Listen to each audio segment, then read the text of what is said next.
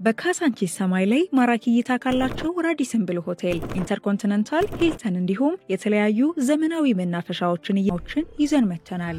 አያት ሪል ስቴቶች ነን። በ22 ሄክታር ላይ ያረፈ እጅግ ዘመናዊ መንደር፣ በውስጡም የልጆች መጫወቻ፣ የጤናና ትምህርት ተቋማት፣ ሰፊ የመኪና ማቆሚያ፣ ዘመኑን ከሚመጥን የኤሌክትሪክ ቻርጅ ቦታ ጋር የፉትሳል፣ የግራውንድ ቴኒስና የቅርጫት ኳስ መጫወቻ ቦታዎችንም የያዙ ናቸው። እነኚህ ቤቶች ከባለ 1 መኝታ እስከ ባለ 4 መኝታ ቤት ያላቸው ሲሆን ከሰፊ የካሬ አማራጮች ጋር በፈለጉት የወለል መጠን ይዘንሎት መተናል። በ10% ቅድመ ክፍያ ቤቱን መርጠው መግዛት ሲችሉ ቀሪውን ያለምንም ወለድና ተጨማሪ ክፍያ ፊክስድ በሆነ ዋጋ በ30 ወራት የሚከፍሉ ይሆናል። በተጨማሪም ከ40% በላይ ለሚከፍሉ ደንበኞች ከ8% እስከ 20% የሚደርስ ቅናሽ የምናደርግ ይሆናል።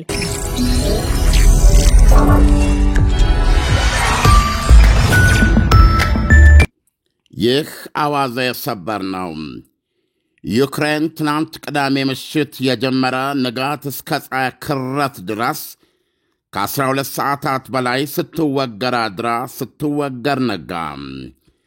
ይህ በእንዲህ እንዳለ የዩክሬኑ ፕሬዚደንት ቮሎዲሚር ዜሌንስኪ ከዩናይትድ ስቴትስ አሜሪካ ጋር እየደረስኩ ነው ያሉትን የጦር መሣሪያ ሽያጭ ውል ግዙፍ ስምምነት ወይም ሜጋ ዲል ሲሉ ገለጹ። $90 ቢሊዮን። ዩክሬን የሠራ አካላቷ ከ600 በላይ የሰው አልቦችና የሚሳኤል ወጀብ በተንቀረቀበበት የመከራ ሌሊት በርዕሰ ከተማዋ ኪየቭና አካባቢዋ 4 ሰዎች ተገድለዋል፣ 42 ቆስለዋል። ደቡብ ዩክሬን ዛፖሪዥያ ውስጥ ደግሞ 31 ሰዎች ቆስለዋል። ይህ ወጀብና ሩምታ ራሽያ ከጦርነቱ መጀመር በኋላ ዩክሬን ላይ ከፈጸመቻቸው ከባድ ድብደባዎች መካከል በግዝፈቱ 3ኛ ነው። ቅጥቀጣው የመጣው ፕሬዚደንት ዶናልድ ትራምፕ የክሬምሊንን ነርቭ ነካ በተባለ ማጣጣላቸው ራሽያን የወረቀት ነብር ካሏት በኋላ ነው።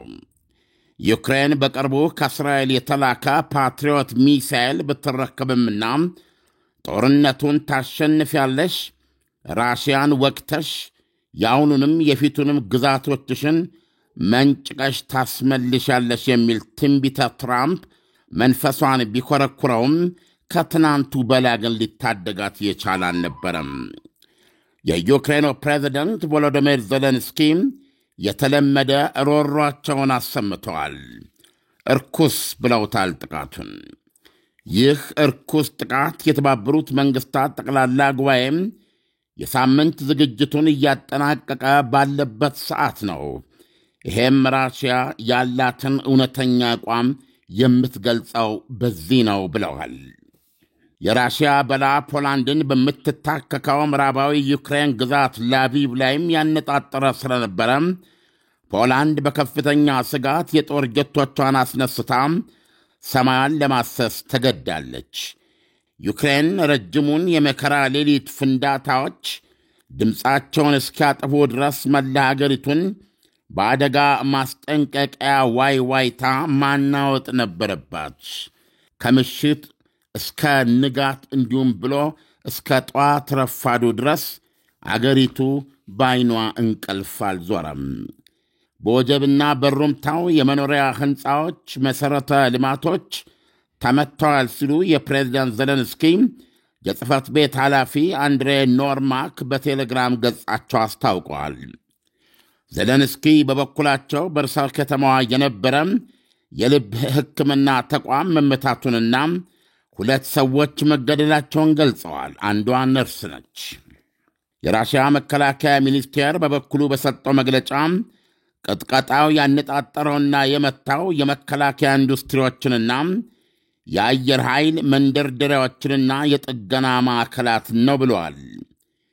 ዩክሬን ለእንዲህ አይነቱ የራሽያ ቁጣ አቻ መወጫ ያደረገችው በረጅም ርቀት መቺ ሰው አልቦች አማካኝነት የራሽያን የነዳጅና የተፈጥሮ ጋዝ መሠረተ ልማቶች ማንፈር ነው። ይህ በእንዲህ እንዳለ ኪየቭ ከአሜሪካ አዲስ የመሣሪያ ግዢ ለማድረግ በመደራደር ላይ መሆኗን ዜሌንስኪ ገልጸዋል።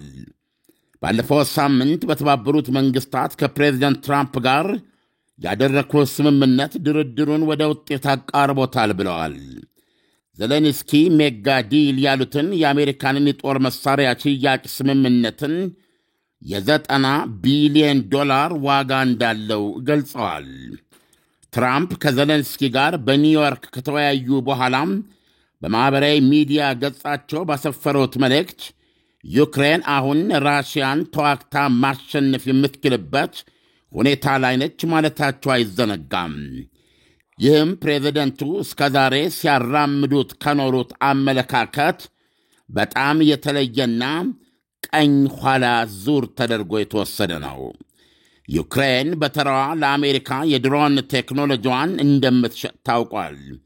ዩክሬን ከዚህም በላይ በራሽያ ሰው አልቦች የአየር ክልላቸው ለተጣዘባቸው የኔቶ አገራት ችግሩን በሰው አልቦች ለመጋፈጥ የሚያስፈልገውን እርዳታ ለመስጠት ዝግጁ መሆኗን ገልጻለች።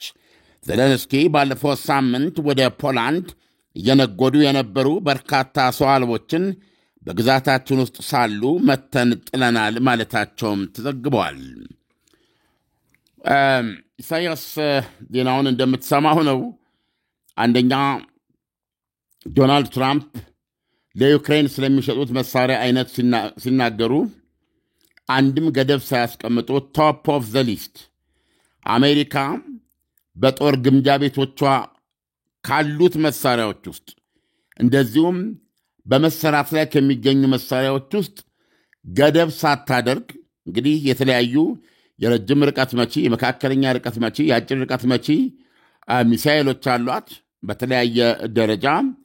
እንደዚሁም የተለያዩ ከባድ መሳሪያዎች አሉ እና አሁን አንድም ልዩነት ሳታደርግ አሉኝ የምትላቸው ምርጥ መሳሪያዎች ለዩክሬን እንደሚሸጡ መናገራቸው የሚታወስ ነው። አሁን እንደሰማው በዜናው ላይ ቁጥሩ በጣም የሚገርም ነው። የ$90 ቢሊዮን የጦር መሳሪያ ስምምነት ነው። ኢሳያስ ይሄ አካሄዱም የአውሮፓ ሀገሮች ይገዙና በአውሮፓ ሀገሮች ስም ወይም በአውሮፓ ህብረት ስም ይገዛና ለተለያዩ ሀገራት ለምሳሌ ለፖላንድ ይሄኛው መሳሪያ ለእንትናኛው መሳሪያ እነዚህ ሀገሮች ይከፍሉበታል። ከዛ በኋላ መሳሪያው ለሩሲያ ይገባል፣ ማነው ለዩክሬን ይገባል። ይሄንን በመሃል ሆኖ ማን ያቀላጥፋል? ኔቶ ያቀላጥፋል። ስለዚህ $90 ቢሊዮን የሚገርም ነው፣ ከፍተኛ መጠን ያለው ነው። ስለዚህ ምናልባት ዶናልድ ትራምፕ እንደ ገበያም ካየው ለአሜሪካ የሚገርም ሽያጭ ነው። የ$90 ቢሊዮን የመሳሪያ ሽያጭ ማለት ነው እና በጣም አስገራሚ ሆኖን ያገኘሁት እና ወደ ነበርንበት እየተመለስን ነው። እዚህ ጋር እንደው በደንብ አጥኖት አድርገህ እንድትናገር የምፈልግበት ነጥብን ያነሳው የመጡት ከንግድ ዓለም ስለሆነ ዶናልድ ትራምፕ የአሜሪካንን ጥቅም ማስጠበቅ የሚለውን ነገር በጣም በተደጋጋሚ ይናገሩ ስለነበረ አሁን የመሳሪያ ንግድ ላይ ትኩረት አላደረጉም ወይ? አሁን ጆ ባይደንን ብንወስድ መሳሪያ ለምሳሌ ሲሸጡ አሁን ለምሳሌ ሸጡ የሚባለውን ነገር በትክክል አላስታውስም፣ በስጦታ ነው ሲሰጡ የነበረው። እዚህ ጋር ግን በቀጥታ ንግድ አልሆነም ወይ? አሜሪካ መሳሪያ መሸጥ ላይ ትኩረት አላደረገችም ወይ?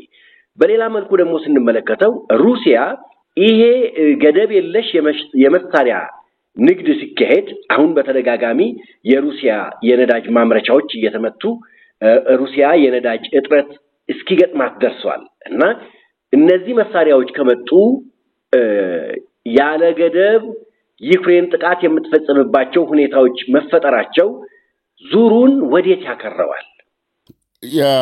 በተጨባጭም እያከረው ነው። ለምሳሌ ዘለንስኪ የተለመደ ሮሮ ብለን አቀረብነው እንጂ የዛሬ መግለጫቸው ከሌላው ጊዜ የሚለይበት ከባድ ዛቻ ሰንዝረዋል።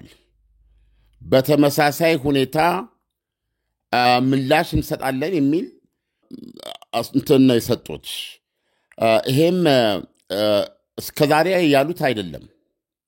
ማናው ዩክሬን ምላሽ የምትሰጥባቸው የታወቁ አሁን በተለይ የነዳጅ ዘይት ማጣሪያዎችን መምታት ነው።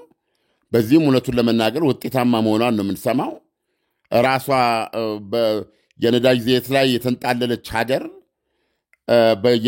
በየማዲያ የነዳጅ ዘይት መቆነን ጀምራለች እና በተለይ ማጣሪያዎቿን በቅርብና በርቀት ያሉትን ባላቋረጠ ሲስተሚካል በሆነ መንገድ እያጠቃች ነው ያለችው ዩክሬን። በዚህ ተሳክቶላታል። ምክንያቱም ሰው አልቦቿ እስከፈለገው ርቀት ድረስ እየገቡ ይህንን ጥቃት እያደረሱ ነው እየተመለከትን ያለ ነው። አሁን ግን ራሽያ የምታካሄደውን በሰው አልቦችና በተለይ በሚሳይል 48 ገደማ ሚሳይሎች ናቸው። ሁለቱ ብቻ ቦሊስቲክ ናቸው፣ ሌሎቹ ክሩዝ ሚሳይሎች ናቸው። እና በነገራችን ላይ የዩክሬን አየር ኃይል 45ቱን መትቻለሁ ብሏል። እንደዚሁም ደግሞ በርካታዎቹን ሰው አልቦች መትቻለሁ ብሏል። ግን ዞሮ ዞሮ ምንድነው አሁን ይህ 90 የሚለውን ነገር ደግመን ማንበብና እንደገና መመልከት ያለብኝ ይመስለኛል፣ ለራሴም ግንዛቤ። ምክንያቱም ባለፈው ታስታውሳለህ በጆ ባይደን ጊዜ የጸደቀ ግዙፍ የሆነ የጦር መሳሪያ ማነው በአጠቃላይ ዩክሬንን ለመደገፍ $60 ቢሊዮን እንደነበር እናስታውሳለን። እና ይሄኛው $90 ቢሊዮን ነው የሚለው። ሁለተኛ ይሄ $90 ቢሊዮን መሳሪያ ግዢ ሲፈጸም በቀጥታ በዩክሬን ስም አይደለም፣ ልብ አድርግ። በዩክሬን ስም አለመሆኑ ለጀርመን ልትሸጠው የምትችለው መሳሪያ አለ፣ ለእንግሊዝ ልትሸጠው የምትችለው መሳሪያ አለ፣ ለፖላንድ ልትሸጠው የምትችለው መሳሪያ አለ፣ ለዩክሬን የማትሸጠው መሳሪያ አለ። ምክንያቱም ዩክሬን ጦርነት ላይ ያለች ሀገር ናት። ስለዚህ ለዩክሬን የምትሸጠው መሳሪያ ከዩክሬን ጋር በሚዋጋው ሀገር ላይ ቀጥተኛ ተጽዕኖ አለ ማለት ነው። ስለዚህ ያ የሀገር ደግሞ ከአንተ ጋር መራራ ሁኔታ ውስጥ ነው የሚገባው። ስለዚህም እንደዛ እኮ ነው የሆነው አይደለም እንዴ? እነ ጆ ባይደን የሚሰጧቸው መሳሪያዎች በርቀትም በማውደም አቅማቸውም የተመጠኑ፣ በእውነቱን ለመናገር የተከላካይነት ዩክሬን ጦርነቱን እንድትቀጥል የሚያስችላት አጸፌታ ለመስጠት ነው። ማክሲመም አገዟት ቢባል ለሚደርስባት ጥቃት አጸፌታ መስጠት የሚያስችላት ዜሮ ባላንስ ማለት ነው። አሁን ግን ዶናልድ ትራምፕ አሁን እዚህ ጋር ዘለንስኪ ምን እየነገሩ ነው? እዛ በተባበሩት መንግስታት ድርጅት ሁለታችን ያደረግነው እንትን የመሳሪያ ሽያጩን ኔጎሽዬሽን የነበረውን ድርድር ወደ ውጤት ያቃረበ ነው ብለዋል። ከዛ በኋላ ሄደው ነው በማህበራዊ ገጻቸው መጥተው አሁን ዩክሬን ራሽያንን ወቅታ ማሸነፍና አሁን በ2022 ፌብርዋሪ 24 በጀመረው እና ራሽያ ልዩ ወታደራዊ ዘመቻ ብላ በምትጠራው ውጊያ የተቆጣጠረችባትን 20% ግዛቷን ብቻ አይደለም ወደኋላ በ2014 የያዘችባትን ክሬሚያ ልሳነ ምድርን ጨምሮ ነፃ ታወጣለች። እሱ ብቻ አይደለም ያሉት፣ አስፈላጊ ከሆነም ራሽያ ውስጥ ግዛት መያዝ ትችላለች ነው ያሉት ዶናልድ ትራምፕ በዛ መግለጫቸው። ይሄ ዝም ብሎ ነሲባዊ አፉ ላይ እንደመጣለት የሚናገር ሰው በዚህ ስሜት ነው የምንመለከተው ወይስ ይሄን ለመናገራቸው ምክንያት ያደረጓቸው ነገሮች የሉም ወይ? ለምሳሌ እውነት ነው ወይ ይህ $90 ቢሊዮን ይሄ በምን ያህል ጊዜ ውስጥ የሚሰጥ ምን አይነት መሳሪያዎች ቶፕ ኦፍ ዘ ሊስት ነው ያሉት ትራምፕ። አታካም አይደለም። ለምሳሌ አንድ ሚሳኤል ባለፈው መጥቀሳችን ይታወሳል። ራሱን የቻለ 200 እና 300 ኪሎ ሜትር የሚመታ ሚሳኤል ነው። ከዚህ በፊት ቶማሃውክ ሊልኩ እንደነበረ እና አሁንም አልሰረዙትም። ስለዚህ $90 ቢሊዮን ለምን መጣ? የመሳሪያ ዋጋ ምን አይነት መሳሪያዎች ናቸው?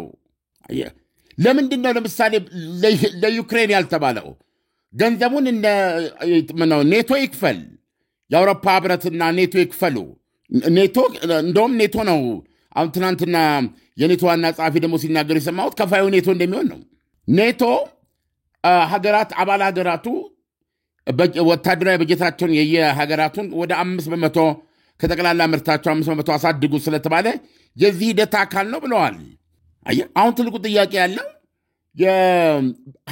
በተናጠል እነዚህ የአውሮፓ ሀገሮች ለምሳሌ ለጀርመን ነው የሚሄደው። የስ ለጀርመን ቶማሃውክ ሚሳኤል ትሸጣለህ። ለጀርመን F-35 የጦር ጀት ትሸጣለህ። ለዩክሬን አትሸጥም። ዩክሬን ጦርነት ውስጥ ነው ያለችው። የጦርነቱን ባላንስ ሊያዛባ ይችላል። አሁን እሳቸው እንዳሉት በራሽያ ላይ የውክልና ጦርነትም ደረጃውና መጠኑ ከፍ ይላል ማለት ነው። አሁን ዶናልድ ትራምፕ እየነገሩን ያሉት ኔቨር አሜሪካ ለዩክሬን አይደለም የምትሰጠው። ልብ አድርግ። አሜሪካ ከቃግምጃ ቤቷ መሳሪያውን ስትልክ የአውሮፕላኑ ተሸክሞ የሚያወርደው ፖላንድ ነው። ተሸክሞ የሚያወርደው ለእንግሊዝ ነው። አሁን እነ እንግሊዝና እነ ፖላንድ እነዚህ ናቸው ወደ ዩክሬን የሚያሻግሩት። ምን አይነት መሳሪያዎች መግዛት የፈለገችው መሳሪያ ቶፕ ኦፍ ዘ ሊስት ያላት አሜሪካ ያላትን የጦር መሳሪያዎች የሚለው። ስለዚህ ለምን ዋጋው $90 ቢሊዮን ሆነ? ገባ አባባሌ? አንደኛ ይሄ $90 ቢሊዮን ብዛትን ያመለክታል፣ ጥራትንም ያመለክታል። ስለዚህ ዶናልድ ትራምፕ ይሄንን ድርድር ካደረጉ በኋላ ኢንፋክት ፕሮሰሱ የቆየ ነው። ባለፈው አውሮፓውያኖች ዋይት ሃውስ የመጡ ጊዜ የተነገረ ነው። እንደውም በዚህ ሂደት ውስጥ አሁን ዩክሬን ውስጥ የጦር መሳሪያዎች ገብተዋል ብለን ማመን አለብን።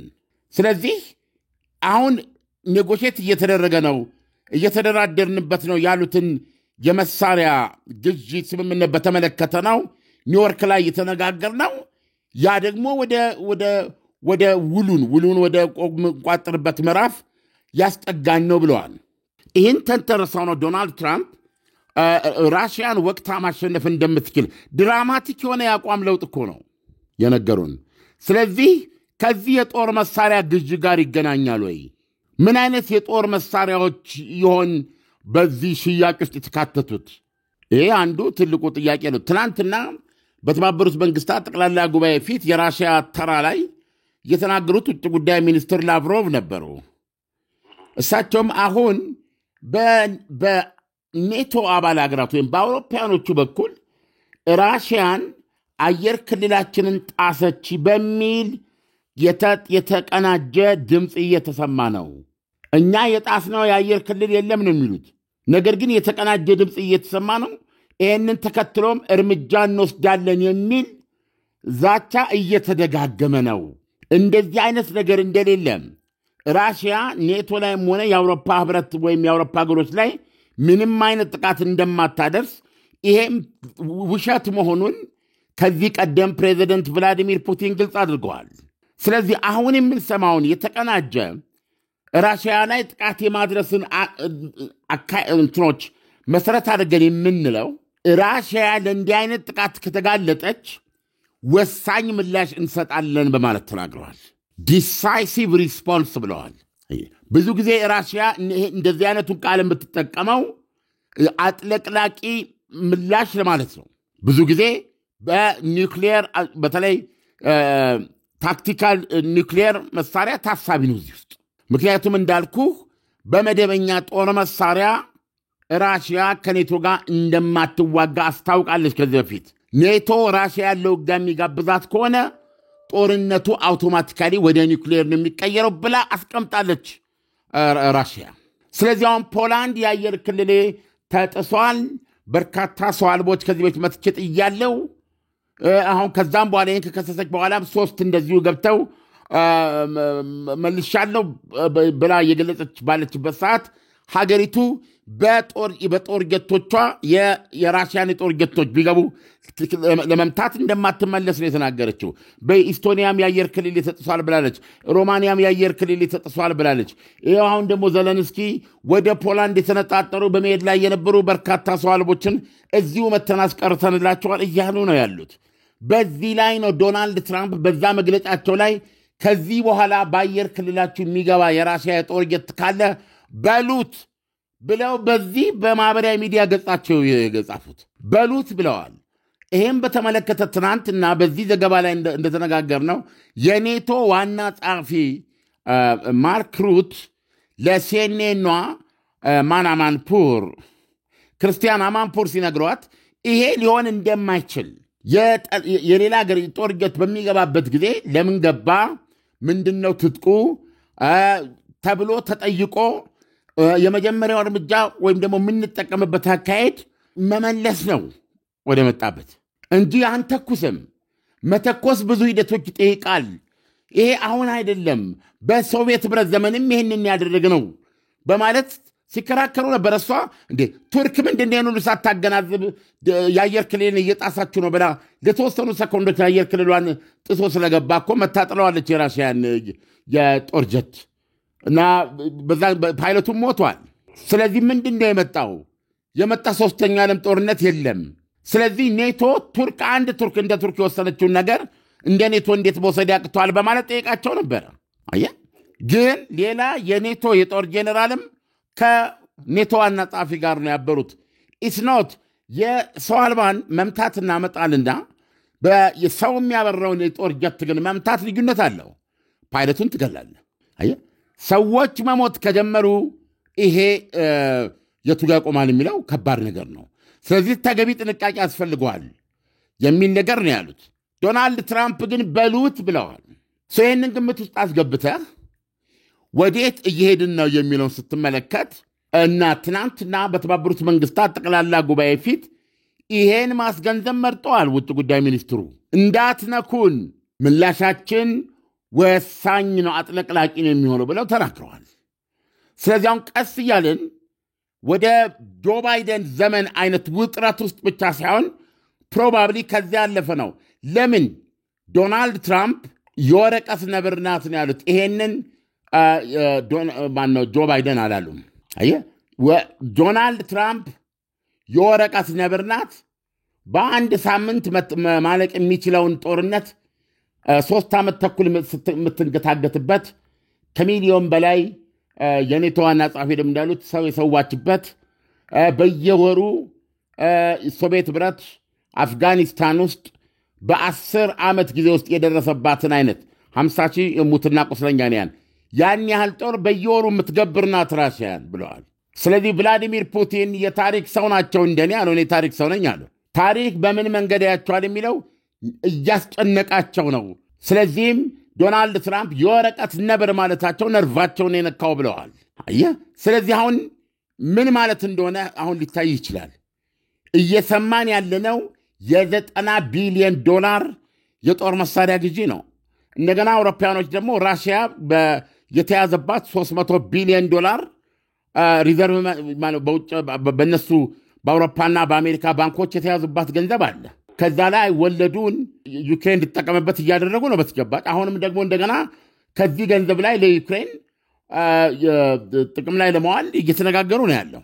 እነዚህን ነገሮች ስደምር ተመልሰን ወደ አፋፍ ላይ መምጣታችንን ወደ ውጥረት ላይ መግባታችንን የሚያሳይ ነው። ኢሳያስ ዓለም ዶናልድ ትራምፕ ከተነሱበት ዓላማ ለአሜሪካን ሕዝብ ከገቡበት ቃል አንጻር አሁን ያሉበት ሁኔታ እንዴት ነው የሚታየው? ቃላቸውን እንደ መስመር አይታይም ወይ? የምናወራው ዘለንስኪ እየነገሩን ያሉ ከእንግዲህ በአይነት ነው የምንበቀላት ብለዋል ራሽያ። በተመሳሳይ ሁኔታ እኔ ሰምቼ አላቅም እንደዚህ ሲሉ $90 ቢሊዮን የጦር መሳሪያ ሽያጭ ስምምነት አፋፍ ላይ ነው እያሉን ነው። አሚን የትልቅ ዜና ነው። እና ምን አይነት መሳሪያ ይህንን እንኳ የማወቅ ዕድል የላትም ሩሲያ። ወይ በራሷ መንገድ ልታውቅ ትችላለች። እነ ጆ ባይደን ግን ተጠይቆ ተለምነው ስንት ነገር አልፎ እናስታውሳለን አይደለም? ምን አይነት መሳሪያዎች ፓኬጅ እያደረጉ እንደሆነ አናቅም ዶናልድ ትራምፕ። ምክንያቱም ለዩክሬን አይደለም በዩክሬን ስም አይደለም መሳሪያ የሚወጣው ራሱ። አየህ ስለዚህ አግሬሲቭ የሆነ አቋም ነው እየያዙ ያሉት ማለት ነው። በጣም አግሬሲቭ የሆነ አቋም እየያዙ ነው ያሉት። ስለዚህ $90 ቢሊዮን ጦር ግንባር ላይ ተጽዕኖ አያመጣም ብሎ ለመናገር መድፈር ያስቸግራል። ስለዚህ አሁን የጦር መሳሪያዎቹን ዝርዝር ስላልሰማን ካልሆነ በስተቀር ይሄ ከባድ ዜና ነው። እስካሁን ድረስ ግን በዚህ ጉዳይ ላይ ራሽያ የሰጠችውን ምላሽ አልሰማንም። ነገር ግን ደግሞ አለው ዩክሬን $90 ቢሊዮን ግዙፍ የጦር መሳሪያ ስምምነት እየደረሰ ነው ብላለች። ራሽያ ዛሬ ከ600 በላይ ሰው አልቦችና ሚሳይሎች ሩምታ ያደረገችባትን ከ12 ሰዓት በላይ የቆየ በላ መሰል አጸፌታ እንደምትሰጥ ገልጻለች። እነ ሞስኮ እነ ፒተርስበርግ ተመቶ አያውቁም። አሁን ለምሳሌ ዩክሬን የሰራ አካላቷን የሚመታው በሚሳይሉም በሰው አልባውም። ስለዚህ ተመሳሳይ ምላሽ እንሰጣለን የሚል ነው። ስለዚህ ዶናልድ ትራምፕ የያዙት አቋም እንደው ምናልባትም ብለን ብዙ ከመስራት እዚህ ላይ ግምት ምንድን ነው ብለህ ብትለኝ $90 ቢሊዮን መሳሪያ ለመሸጥ ተስማምተው ከሆነና ተጨባጭ ከሆነ ይሄ በውልና በእርግጠኛነት ነው የምነግርህ የትኛውም መመዘኛ ዶናልድ ትራምፕን ከዚህ በኋላ ገለልተኛ አስታራቂ ያደርጋቸው። ቤዚካሊ የኖቤል የሰላም ሽልማት ለመውሰድም የሚያስችላቸው እና አውሮፓያኖቹ ሲሉ ወደ ነበሩት መንገድ ገቡ ማለት ነው። ወደ እኛም የምንፈልገውን ካላደረጉ የኖቤል የሰላም ሽልማቱን አይወስዱም። አንድ በዚህ በኩል እሳቸው እንደሚያስቡት ነጋዴ ነው አስተሳሰባቸው። አሜሪካ $90 ቢሊዮን በዓመት የሚያልቅ የሚሆን ኢትስ ሂውጅ መኒ ይሄን ታገኛለች። ሁለተኛ የመሳሪያ ሽያጩ ላይ ፕሮባብሊ ከኒውክሌር በስተቀረ ነው እያሉ ያሉት። እሱንም በአፋቸውን አውጥተዋል አሉ። መሳሪያ የሚወጣው በአውሮፓውያኖች ስም ነው አሉ። እነ እንግሊዝ ብዙ አይነት መሳሪያ ይፈልጋሉ። አሁን ከአሜሪካ ለእንግሊዝ መሸጥና ለዩክሬን መሸጥ አንድ አይደለም። ለእንግሊዝ ሸጠ ግን ለዩክሬን ስጧት የሚላኪያ ነው እየተጠቀሙ ያሉት አሁን አየህ። ስለዚህ ኔቶ ወታደሮቹን ከማስገባቱ በስተቀረ ያሉትን መሳሪያዎችም ያለ ስስት የማቅረብና ራሽያ ላይ እስካሁን ድረስ የሚያርፈውን ምት እጥፍ የሚያደርሱ ጥቃቶችን በማድረግ ፑቲንን አስገድደን ወደ ጠረጴዛ ላይ ማምጣት አለብን የሚል የከረረ አቋሙን አዎ በማለት ጆ ባይደን እንደተሰለፉ ነው የሚታየኝ። የንግድ ጥቅም አለ፣ $90 ቢሊዮን ያመጣላቸዋል። 2 የኖቤል ሰላም ሽልማታቸውን በወርቅ ሳህን ያስመጣላቸዋል። አውሮፓያኖች ያሉት ይህን ነው። ጥቅምት 10 ቀን የ2025 የኖቤል ሰላም አሸናፊ ዶናልድ ትራምፕ መሆናቸውን አሁን በልበ ሙሉ ልነግር እችላለሁ። ምክንያቱም አውሮፓ የወደደው ኦስሎ የወደደው ማለት ነው። አይ ቲንክ እንደዚህ ነው ምረዳ ይሳያል። አለም መቼስ የዚህ የሰላም ስምምነት ተብሎ የዚህን ያህል የጦር መሳሪያ ሽያጭን አካቶ የሰላም ኖቤል ተሸላሚ መሆን በጣም የሚገርም ነው። ዶናልድ ትራምፕ በዚህ የሚሸለሙ ከሆነ ሌላው ግን አለም አሁን ሩሲያ ከዚህ $90 ቢሊዮን የመሳሪያ ሽያጭ በኋላ ልትወስድ የምትችለው እርምጃ መገመት ይቻላል? በካሳንቺስ ሰማይ ላይ ማራኪ እይታ ካላቸው ራዲሰን ብሉ ሆቴል፣ ኢንተርኮንቲኔንታል፣ ሂልተን እንዲሁም የተለያዩ ዘመናዊ መናፈሻዎችን ይዘን መተናል።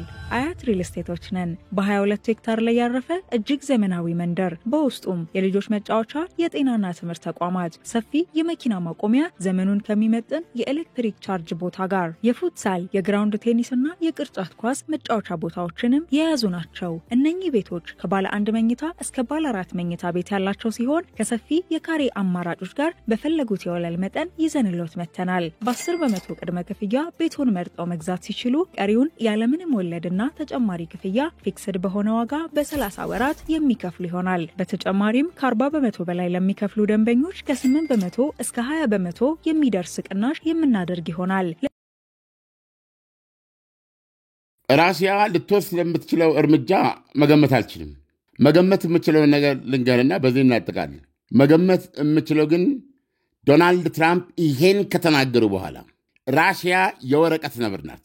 ዩክሬን በ2022 ፌብርዋሪ 24 ፑቲን በሰነዘሩት ወረራ የተወሰደባትን 20% ብቻ ሳይሆን ወይም ወደኋላ ሄዳ በ2014 የተነጠቀችውን ምንድነው የክሬሚያ ልሳነ ምድርን ብቻ ሳይሆን አስፈላጊ ከሆነ በራሽያ ግዛት ውስጥ ገብታ በጦር እየወጋች አሸንፋ መሬት መቆጣጠር ትችላለች ካሉ በኋላ ውሻ ምንድነው የሚባለው?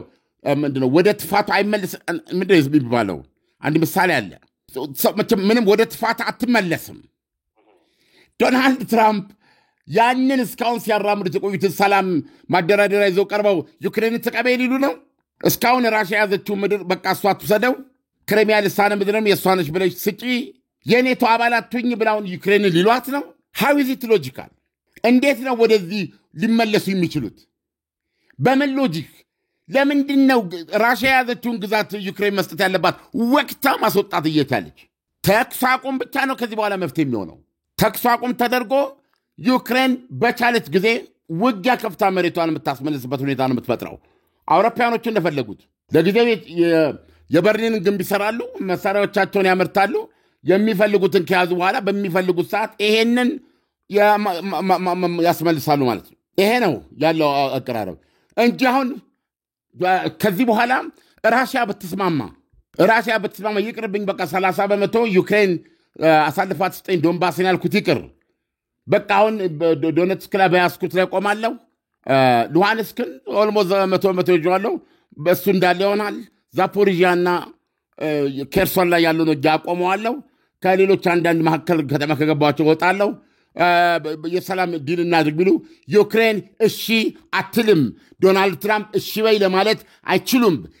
ማስመለስ እየቻለች ግዛቷን ሉዓላዊነቷን ማስመለስ እየቻለች ይሄን ለመመለስ የሚያስችል ሁኔታ ላይ ነው የምትገኘው ብለው ተናግረው እንዴት አድርጋ ነው በምን አግባብ ነው ዘለንስኪ ከዚህ በኋላ የምትዋጋው? ስለዚህ በጣም መሰረታዊ ለውጥ ነው እያየን ያለው። ወደድንም ጠላን ወይ ራሽያ መሸነፍ አለባት ወይ ራሽያ ማሸነፍ አለባት አይነት ነገር ነው እንጂ ከዚህ በኋላ በእነዚህ በራሽያ በዘለንስኪና ፑቲን ተገናኙ አልተገናኙ ሊመጣ የሚችል ስምምነት የለም። ተጻፉ ዶናልድ ትራምፕ ዩክሬን ይሄን ጦርነት ማሸነፍ የምትችልበት ነው። አያሸንፉም፣ እነዛ የወረቀት ነብሮች ናቸው። ግዛቶችሽን ማስመለስ ትችያለሽ፣ አስፈላጊ ከሆነ ተጨማሪ ግዛት ራሽያ ውስጥ መያዝ ይቻላል በማለት ራሽያን ባናና ሪፐብሊክ አድርጎ አቅርበዋታል። $90 ቢሊዮን የመሳሪያ ሽያጭ የተደገፈ እና እንዴት አድርገው ነው እኚህ ሰው መልሰው አስታራቂ ሆነው በይ ካርድ የለሽም ዩክሬን እዚህ ተጆክ አየህ። ስለዚህ እኔ የዶናልድ ትራምፕ የሰላም ጥረት በኮቴሽን ሞቷል ብዬ ነው የማስበው። እጅግ በጣም የሚገርም ነው። አሁን እኮ ወደ ተፋፋመ ጦርነት ዶናልድ ትራምፕ እየገፉ ነው ማለት ወደ ከፋ ራሽያ ክፉኛ ልትደማ የምትችልበት አየህ። የበፊት እኮ እነ ጆ ባይደን የላኳቸው መሳሪያዎችን እናቃቸዋለን። አታካም ነው ትልቁ መሳሪያ እና ማን ነው ይሄ የፈረንሳይና የአሜሪካ ስሪት የሆነው ከጦር ጀት ላይ የሚተኮሰው? እነዚህ ናቸው። እነ አብራምስ የማን ነው? አብራምስ ታንኮች ናቸው። ይሄ ነው። ስለዚህ አሁን ግን እየሰማን ያለው ምንድን ነው? ኢቨን ቶማሃውክ ሚሳኤል 1000 ኪሎ ሜትሮች የሚሄድ እንዴ ቶፕ ኦፍ ዘ ላይንስ ያሉት የቋንቋ ችግር ኖሮብን ትርጉሙን ካላዛባን በስተቀር ከምርጥ ካሉን ምርጥ መሳሪያዎች መካከል ነው የሚሸጥላት ብለዋል። $90 ቢሊዮን ምን ያህል መሳሪያ ብትገዛ ነው ለዩክሬን ቢገዛ ነው $90 ቢሊዮን የሚፈጀው? ስለዚህ ዶናልድ ትራምፕ ጨዋታውን ለውጠውታል እና ይሄ ወይ ራሽያ መሸነፍ አለባት ወይ ዩክሬን ማሸነፍ አለባት፣ ወይ ዩክሬን መሸነፍ አለባት ራሽያ ማሸነፍ አለባት። ስለዚህ ምን መደረግ አለበት? አሁን የዶናልድ ትራምፕ የሰላም መንገድ አብቅቷል። መደራደሪያ ነጥብም የላቸውም። አሁን ሄዶ እሺ እዚህ ላይ ጦርነቱን እናቆማለን እስ ቢሉ ዶናልድ ትራምፕ አፍ የላቸውም። ልቀቂ የደም ቤት ለማለት ክሪሚያ ልሳነ ምድርን ተይላት ለራሽያ ለማለት አፍ የላቸውም። ያ ሁኔታ ነው የተፈጠረው። ኢሳያስ ዓለም ለትንታኔው ከወዲሁ አመሰግናለሁ። መልካም ቀን ይሁንል። መልካም ቀን። በካሳንቺስ ሰማይ ላይ ማራኪ እይታ ካላቸው ራዲሰን ብሉ ሆቴል፣ ኢንተርኮንቲኔንታል፣ ሂልተን እንዲሁም የተለያዩ ዘመናዊ መናፈሻዎችን ይዘን መተናል። አያት ሪል ስቴቶች ነን። በ22 ሄክታር ላይ ያረፈ እጅግ ዘመናዊ መንደር፣ በውስጡም የልጆች መጫወቻ፣ የጤናና ትምህርት ተቋማት፣ ሰፊ የመኪና ማቆሚያ፣ ዘመኑን ከሚመጥን የኤሌክትሪክ ቻርጅ ቦታ ጋር የፉትሳል፣ የግራውንድ ቴኒስና የቅርጫት ኳስ መጫወቻ ቦታዎችንም የያዙ ናቸው። እነኚህ ቤቶች ከባለ 1 መኝታ እስከ ባለ 4 መኝታ ቤት ያላቸው ሲሆን ከሰፊ የካሬ አማራጮች ጋር በፈለጉት የወለል መጠን ይዘንሎት መተናል። በ10% ቅድመ ክፍያ ቤቱን መርጠው መግዛት ሲችሉ ቀሪውን ያለምንም ወለድና ተጨማሪ ክፍያ ፊክስድ በሆነ ዋጋ በ30 ወራት የሚከፍሉ ይሆናል። በተጨማሪም ከ40% በላይ ለሚከፍሉ ደንበኞች ከ8% እስከ 20% የሚደርስ ቅናሽ የምናደርግ ይሆናል።